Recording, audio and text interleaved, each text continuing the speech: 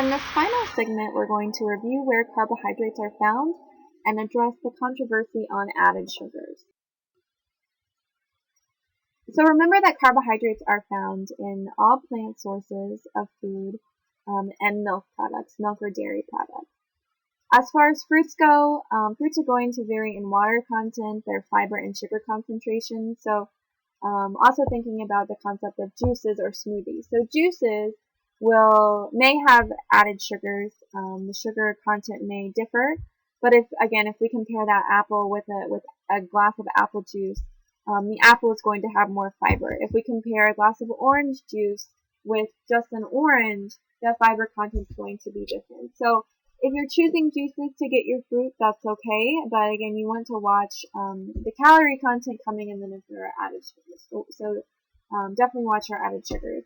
Vegetables also provide carbohydrates, and they can be in the form of starchy vegetables like corn or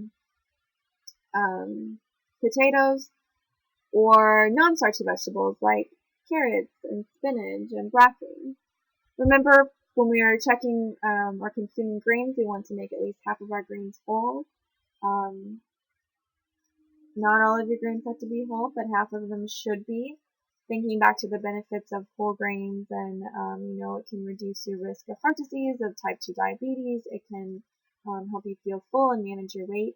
So, and then when we look at our fruits, vegetables, and grains, these are all usually fiber-rich foods as well. So, getting a lot of bang for our buck with these foods, and with regard to carbohydrates, fiber, and whole grains here. Protein foods also are going to provide carbohydrates for us. So nuts and legumes are protein sources that are providing carbohydrates. Meats tend to provide little or no, most of the time, no carbohydrates themselves. And then again, milk and milk products are also a source of carbohydrates due to the lactose. Alright, so controversy 4 is all about added sugar. So are added sugars really bad for you? One thing to note is that your body cannot distinguish when you consume an added sugar versus a naturally occurring sugar. The problem is really that we're consuming too much of sugars in general, and too many calories in general. So when you drink, let's say, a soda, or you have your glass of juice that has some naturally occurring sugar and some added sugar, your body's not like, oh, this one's added sugar. That sugar molecule there was naturally occurring. Your body can't tell. But we're going to talk about, are these added sugars really bad? So over the years, sugar has been blamed for the cause of obesity, but really the problem or the cause of obesity is that we're consuming way more calories than we have ever consumed before, and we're decreasing our physical activity. So our energy balance is really out of whack. So too many calories, too little movement is causing our weight to go up. We can see here the sources of the added sugars in our diet, and this is from the Dietary Guidelines report in 2010. So the highest amount of added sugars are coming from soda, energy drinks, and sports drinks, and our grain-based desserts, and then other food categories. Fruit drinks contribute quite a bit as well. So think about your own diet and think about looking at these different items and what's in your own usual intake, and where do you think your added sugars are coming from. Me personally, I would say probably grain-based desserts. A cookie is where I'm going to get a lot of added sugars. There's a lot of controversy about high fructose corn syrup, which has also been blamed for the obesity problem. And half of added sugar in the U.S. food supply is usually from high fructose corn syrup. So some places have banned high fructose corn syrup because of the controversy over it, but the real research is still controversial, I will say. So table sugar, if we look at the makeup of table sugar, which is, remember, sucrose, so glucose plus fructose, table sugar is 50% glucose and 50% fructose. High fructose corn syrup ranges from 42 to 55% fructose. So it's not the same as table sugar, but it's very, very, very similar. So again, your body's not necessarily recognizing when it consumes the high fructose corn syrup that it's high fructose corn syrup and not just sucrose. The metabolic studies suggest that our bodies break down and use high fructose corn syrup and sucrose the same way. So there is some evidence to suggest that high fructose corn syrup may have some negative metabolic consequences, but it's not conclusive. There hasn't been enough evidence. It hasn't been repeated enough to confirm this. So thinking back to the first week when we talked about different types of studies or science design, there's not enough evidence. So just because one study found that it was bad doesn't mean that it's bad.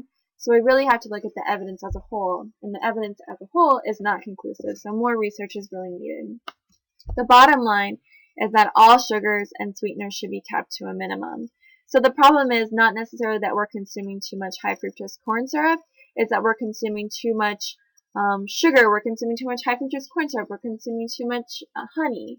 So it's really important to keep all sugars and sweeteners to a minimum, because regardless of what sweetener you're using or what source of sugar you're using, they're all providing extra calories and not extra beneficial nutrients. So keep all of these to a minimum. So this is just an example of some of the headlines that have been out there, and showing you the different sides of the coin of, some things say it's fine, some things say it's bad. So this being happy with sugar, so they claim that it's toxic. So what does this really mean? And then this one is why you should never eat high fructose corn syrup. Is it good, is it bad, or is it in between? We don't know. Here's the study about, or the headline saying, to your body it's all the same. And then this one's saying, again, looking beyond just high fructose corn syrup and really focusing on sugar content and intake as a whole. So the conclusion that I want you to get from this controversy is that eliminating added sugars will not cure obesity. It may have beneficial effects on health, and it probably will. It could cause some weight loss, and that would definitely be beneficial. So, but eliminating added sugars is not the answer to the problem. Again, the new food labels will identify added sugar, which I think will be helpful. Again, your body can't tell, when you're consuming whether it's a natural sugar or an added sugar, but from a product you will be able to tell what's naturally occurring and what's added. I think that this will be the most eye-opening for consumers on things like milk or yogurt, because I think a lot of people, and I saw this in the discussion boards too, don't recognize that sugar is naturally found in milk. So we just learned, lactose is found in milk. So of course, a label for a milk product is going to have sugar on it, but it's naturally occurring. So where it might be most beneficial is on like a yogurt that might have added fruit or added flavor.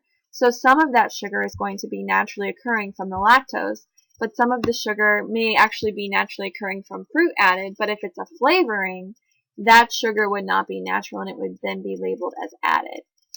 So the source of the sugar may matter in terms of disease risk.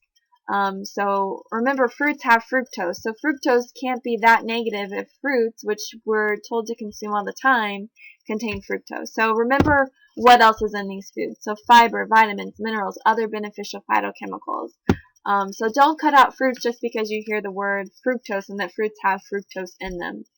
And bottom line is to enjoy sweets in moderation. So again, thinking about those concepts of what a healthy diet is. So moderation, all things in moderation, portion control, having balance. So sweets are okay, it's just portion control and moderation and overall balance.